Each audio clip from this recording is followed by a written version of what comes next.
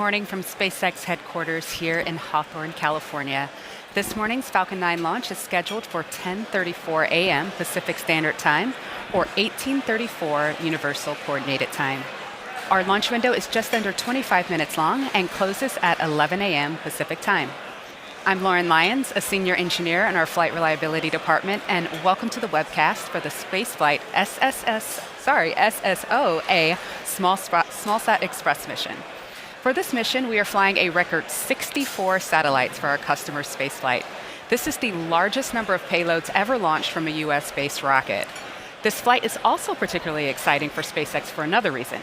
We'll be flying this Falcon 9 booster for the third time. Now, this is the first time we've ever done this, which we'll talk more about later on in the webcast. Following the liftoff, we have two recovery attempts. First, we are attempting to land Falcon 9's first stage on our autonomous spaceport drone ship, Just Read the Instructions, which is situated in the ocean 50 kilometers away from the launch pad. The second recovery attempt will be to catch our payload fairing with a large net on our boat, Mr. Steven, as that fairing descends down over the Pacific Ocean after separating from the second stage. And if you've been following us closely, you know that we're still early in our fairing catching efforts, but maybe today will be the day that we net one for the first time. And finally, once Falcon 9 reaches its intended orbit, the 64 satellites will be released in 6 separate deployments, starting at around T+14 minutes and ending approximately 43 minutes after liftoff. Now, because all of the deployments take place over areas of the globe where we do not have ground station coverage, there will be no live video feed of the spacecraft deployments on today's webcasts. So we'll wrap it up right after shutdown of the second stage engine, approximately 10 minutes after launch. However, we will be posting updates on Twitter about the deployments, starting at when we regain ground station coverage around an hour later. Now let's take a look at Falcon 9 on pad Space Launch Complex 4 as we count down to liftoff. Hi, I'm Kate Tice, and I'm a program reliability engineer here at SpaceX. We're looking at a live view of the Falcon 9 rocket at our West Coast launch site, Space Launch Complex 4 East, or SLIC 4 East at Vandenberg Air Force Base, which is just a couple hours north of where I'm standing here at our headquarters in Los Angeles. Falcon 9 you see here is 70 meters tall, which is just over 21 stories high, and most notably, our first stage is covered in soot. As Lauren mentioned, this is the first time that SpaceX will be flying a Falcon 9 for the third time. So all of this that you see here is from not one, but 2 previous re-entry missions. Multiple reuse is being supported by our Block 5 upgrades that we debuted earlier this year. Our Block 5 rockets are designed to be capable of 10 or more flights with no scheduled refurbishment. In fact, this stage that you see here previously supported the Bangabadu 1 mission in May of this year, which was our first Block 5 flight, and that was then followed by the Miraputi mission that was this past August.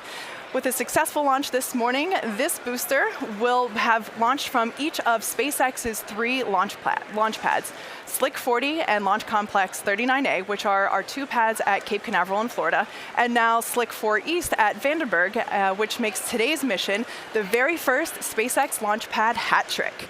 So in our 17-foot in diameter fairing here, we have 64 satellites. As mentioned, this fairing we will be attempting to recover it today. Hopefully today we can actually manage to snag it.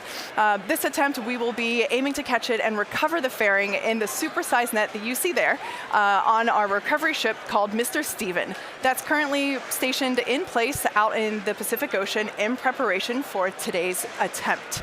Now, we are early in our efforts to recover our fairings, and if today is not successful, we will continue to iterate until we get it right. The Falcon 9 and spacecraft teams are currently working no issues as we count down to liftoff in just over 10 minutes. At T-1 hour, the satellites were transferred to internal power, meaning they were no longer drawing power from the ground. And Falcon 9 has been loading propellants since T-35 minutes. Our fuel, RP1, which is a rocket-grade kerosene, is now fully loaded on the second stage, and RP1 load on the first stage will close out 6 minutes before launch. Super chilled liquid oxygen, that's our fuel's oxidizer, is currently loading on both stages and will close out on stage 1 and stage 2 at T-3 minutes and 2 minutes, respectively. The next major activity, which is happening at T-7 minutes, is engine chill. This is when we open up the valves between the first stage propellant tanks and the 9 Merlin engines in order to chill in the turbopumps. We do this in order to make sure that when that full flow of super cold liquid oxygen hits them at liftoff, there is minimal temperature difference, which avoids thermal shock to the hardware. The white truss structure next to the rocket, known as the transporter erector, or sometimes called the TE or strongback, it not only transports Falcon 9 from the hangar to the pad and raises it from horizontal to vertical, but it also routes fluids, powers, and telemetry lines to Falcon 9 and to the payload. At about T minus 4.5 minutes, we will retract the TE away from the rocket slightly, providing clearance for Falcon 9 to lift off. Now, regarding liftoff conditions, the range is currently green for launch, and we are tracking no weather constraints going into T0. The last weather balloon or wind balloon was released some time ago, and the upper altitude winds and ground winds are currently within loads limits. Today's mission is for our customer, Spaceflight. With 64 payloads being sent to space, Spaceflight SSO-A SmallSat Express is an exciting mission. These include 15 microsats and 49 CubeSats from both commercial and government entities from a total of 17 countries. This morning's mission will be headed to Sun-synchronous low Earth orbit, which is what SSO stands for in the mission name. Sun-synchronous orbits travel over the Earth's poles as the planet rotates underneath, with the satellite passing over a particular section of the Earth at the same time each day. Sun-synchronous orbits provide a constant amount of sunlight, which makes them especially good for imaging satellites, of which there are several on today's flight. Let's check out this clip from Spaceflight with more info about today's payloads. At Spaceflight, our mission is to make space accessible to all. We provide the most opportunities anyone on the planet for small sats to get to orbit. The rideshare model makes space really accessible to everyone. This model lowers the barriers to entry for people that want to get small sats on orbit. And this enables all kinds of new business plans to come to fruition by really enabling lower cost launch for everyone. The SSO-A mission was all about getting small sats on orbit. They've historically been relegated to secondary payloads. We decided to fill a whole Falcon 9 with small sats, making it cost-effective and therefore enabling new technologies, taking an unprecedented number of first-time flyers up. We've got startups, ongoing businesses, space agencies, museums, universities, even a middle school aboard. The missions themselves vary from tech demonstrators to Earth observation, communications, to biological experiments. Spacecraft come from 17 different countries, represent the work of thousands of people. A mission this size with 64 spacecraft takes years of planning and draws on our deep expertise in launch. Our engineers designed two rings, the upper and lower free flyers, that will separate and deploy their spacecraft in a series of orchestrated maneuvers. Because we have launched over 140 satellites to date, we have experience with nearly every different SEP system and dispenser and are always ready with custom solutions to deployment problems. Our engineers and mission managers were fully up to the challenge of a dedicated mission. Assembling the integrated stack was like putting together a giant, complex puzzle. It was a master effort in project planning, ingenuity, and perseverance that took place in our new state-of-the-art integration facility in Auburn, Washington. Our team also worked with our customers to navigate all the regulatory, licensing, and insurance challenges that come with putting a spacecraft on orbit. Particularly for our first-time flyers, making sure that everything is running smoothly is part of the turnkey service our mission managers provide. Finally, I'd like to say this would not have been possible without SpaceX and the incredible capabilities of the Falcon 9. We all envision a world where small sats are really making a difference. All kinds of applications, Earth observation, new lunar missions, space manufacturing, stuff we can't even dream about. We really want to say how grateful we are to Planet for being the primary on this mission, for SpaceX for enabling it to happen, and for all of our customers that are sharing this ride with us. As we mentioned, there are 64 satellites on board today. One of these payloads is part of a collaboration between the Los Angeles County Museum of Art, or LACMA, and artist Tavares Strachan called Enoch. Enoch highlights the story of Robert Henry Lawrence Jr., the first African-American astronaut. Lawrence passed away in 1967 in an airplane accident during astronaut training, and he was never able to realize his dream of going to space. The artist sought to honor this legacy by creating a 24-karat gold canopic jar, which is the same shape of jars used in ancient Egyptian mummifications. The jar has been mounted with Lawrence's bust on its top, as you can see there. The Enoch sculpture will be sent to orbit, and once in space, it will circle the Earth for 7 years before deorbiting. SpaceX is a founding sponsor of LACMA's Art and Technology Lab, which sponsored the development of this project. We're now heading into the final countdown, so let's get a status update on the rocket. With just a few minutes to go before liftoff, everything is looking good on Falcon 9.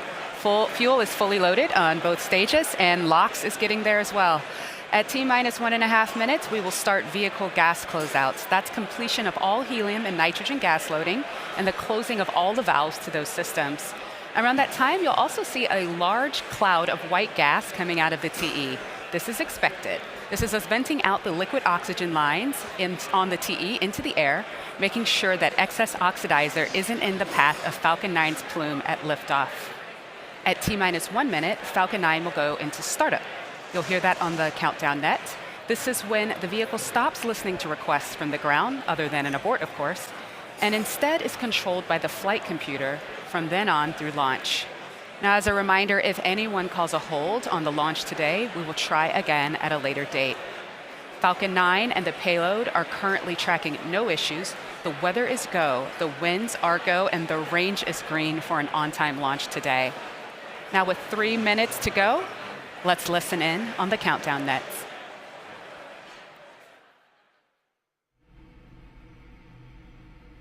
MVAC igniter purge has started. Stage 1 LOX load has closed out.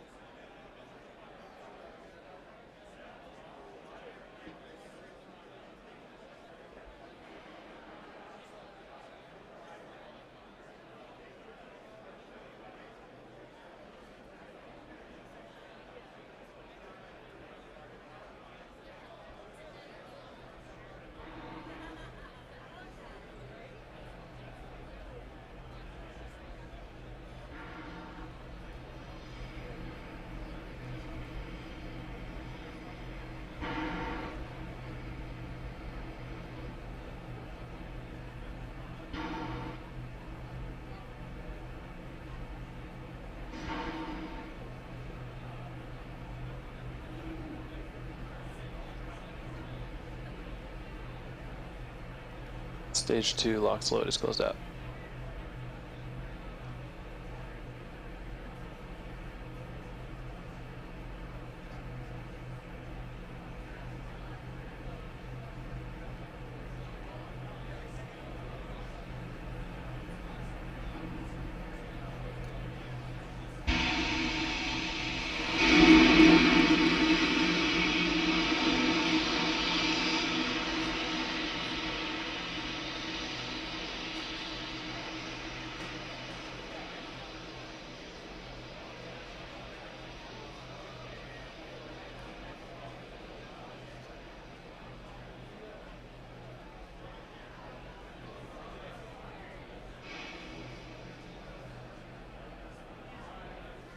Falcon 9 is in startup.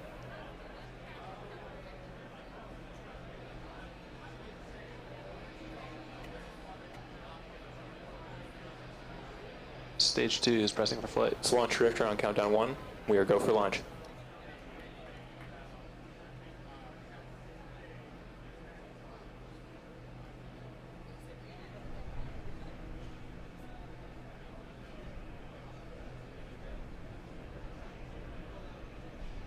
Gas closeouts are complete.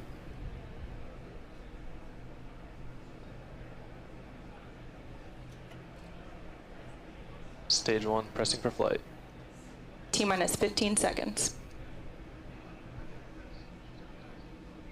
10, 9, 8, 7, 6, 5, 4, 3, 2, 1. Liftoff of the Falcon 9.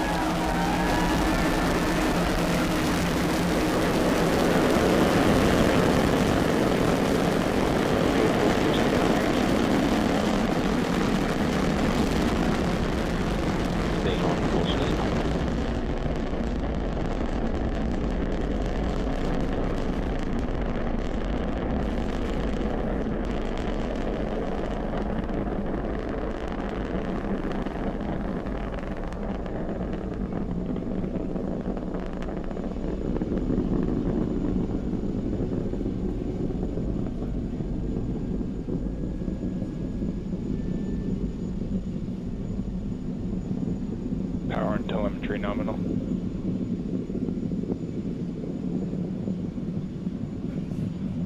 Falcon 9 has cleared the tower and is now headed upward on its mission to sun-synchronous low Earth orbit. Coming up, the rocket will throttle down for max Q, which reached maximum aerodynamic pressure. Which represents the maximum aerodynamic stress on the rocket. We're now headed into a series of events that will occur in rapid succession. That's MECO, stage separation, and SES-1, or second engine start 1. MECO is the shutdown of all 9 first stage engines in preparation for stage separation, where stage 2 separates from stage 1, and SES-1 is the ignition of the second stage engine. MVAC chill has begun. Following SES-1, we will turn our attention back to the returning first stage, which will relight 3 of its engines in a boost back burn to head back towards the drone ship. And then finally, we'll see fairing deployment at T+2 minutes and 43 seconds. As mentioned earlier in this webcast, we're attempting to recover the payload fairing, and while we will not have a live video feed of this attempt, we'll share updates as they become available. So in about 20 seconds, you'll hear the call out from MECO. Let's listen in.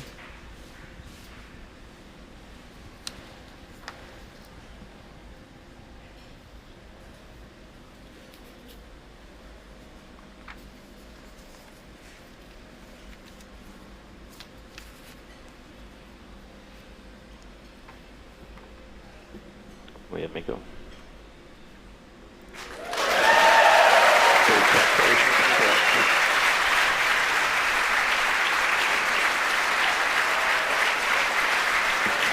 And as you just saw, we had a successful main engine cutoff, stage separation, as well as ignition of that second stage engine.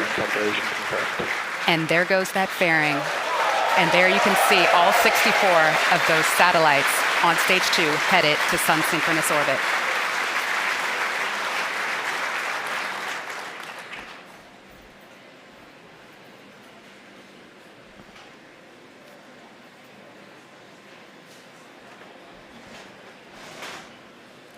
You will hear the call out for the boost back burn ending in a couple of seconds. That's where stage 1's burn that brings it back in the direction of the drone ship. That burn will cease.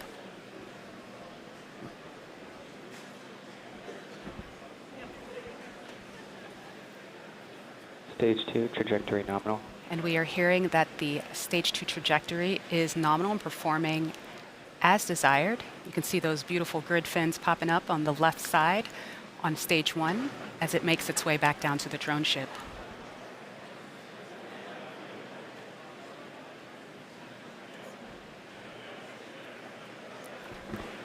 MVAC-D's power is nominal. That burn is looking very good.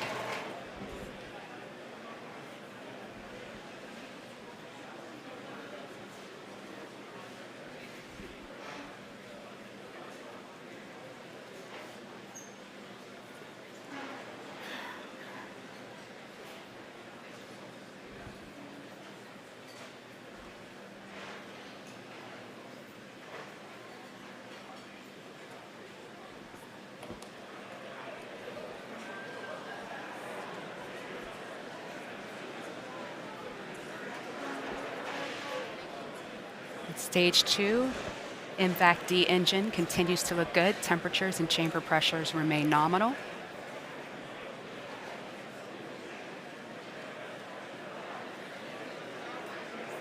And we have beautiful views of the Earth from both stages.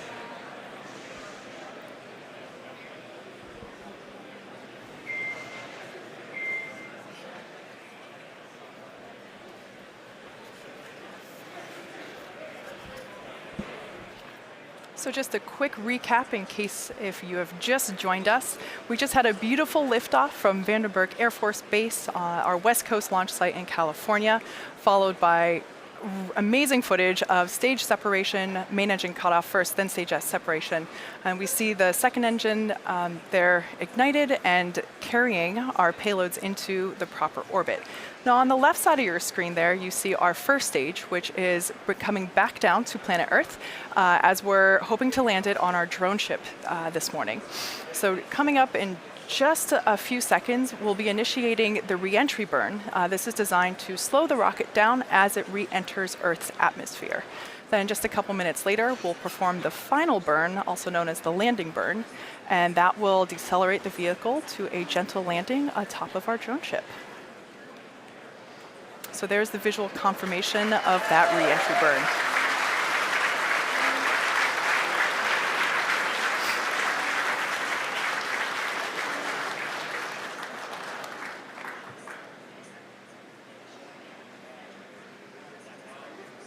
This will last for another 10 seconds.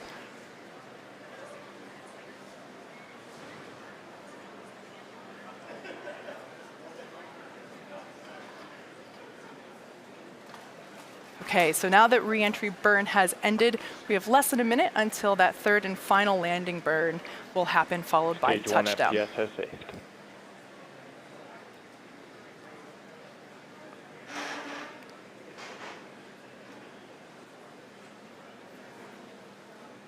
Now, as we approach our first stage landing, I'd like to point out that we might lose video coverage out there on our drone ship. There's lots of vibrations as the rocket is coming down towards it, so we might lose our satellite signal. If this is the case, we'll be sure to provide you status updates on that first stage as they become available. We're certainly excited to hear about it here in Hawthorne and across all of SpaceX, as this is the first time that we are trying to land this for a third time. So there we can see that final landing burn happening. We'll be looking for deployment of the landing legs here momentarily.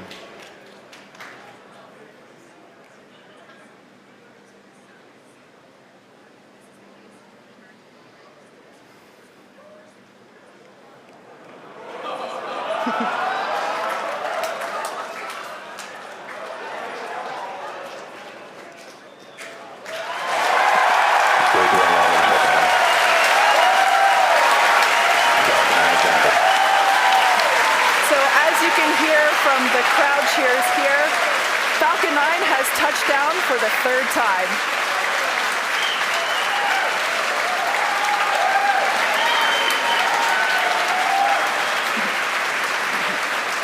So as you saw in that shot, Falcon 9 landed on our drone ship. Just read the instructions, which is currently out in the Pacific Ocean. That's so great. And the second stage is still continuing on with the primary mission, though. We are 8 minutes and 32 seconds into flight, and the second stage is still burning nominally. It's on a really good trajectory. Power is looking good, chamber pressures are good, and we're looking at 200,000 pounds of thrust in the vacuum of space with that engine.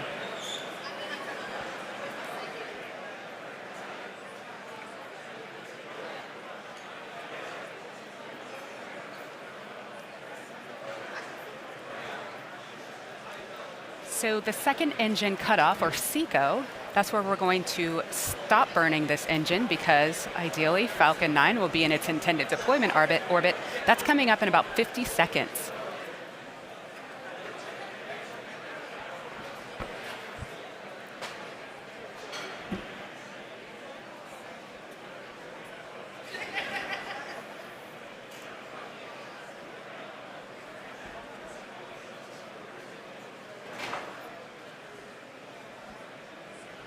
So as we mentioned earlier, we won't be able to show the deployments of the satellites today, because this will be happening, that will be taking place over areas where we don't have ground station coverage. So unfortunately, we won't have any live video feed to provide.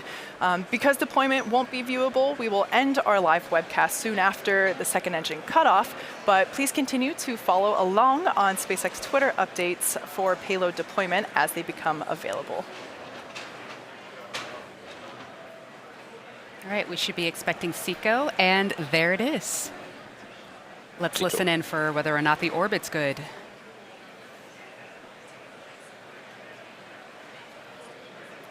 And we have confirmation that stage 2 has reached a good orbit. This is the deployment orbit, and the next step over the course of the next 40 minutes or so is to separate the payloads from the second stage of Falcon 9. And with that, we have reached the conclusion of our webcast today. Please continue to follow on SpaceX Twitter for real-time updates on the rest of this mission, including deployment of the satellites on board today. Thank you to our customer Spaceflight for entrusting us with today's launch, and to the United States Air Force's 30th Space Wing for range support. And a special thanks to the FCC, the NTIA, and NASA Spectrum Office for helping making today's flight possible. Be sure to continue to follow along with future SpaceX milestones. Check out our website and social media feeds. Also, be sure to check us out for our next flight, CRS-16, a NASA cargo resupply mission to the International Space Station. And that's currently targeted for tomorrow, December 4th, at 1:38 p.m. Eastern out of Cape Canaveral, Florida. And with that, from all of us here at SpaceX, have a great day.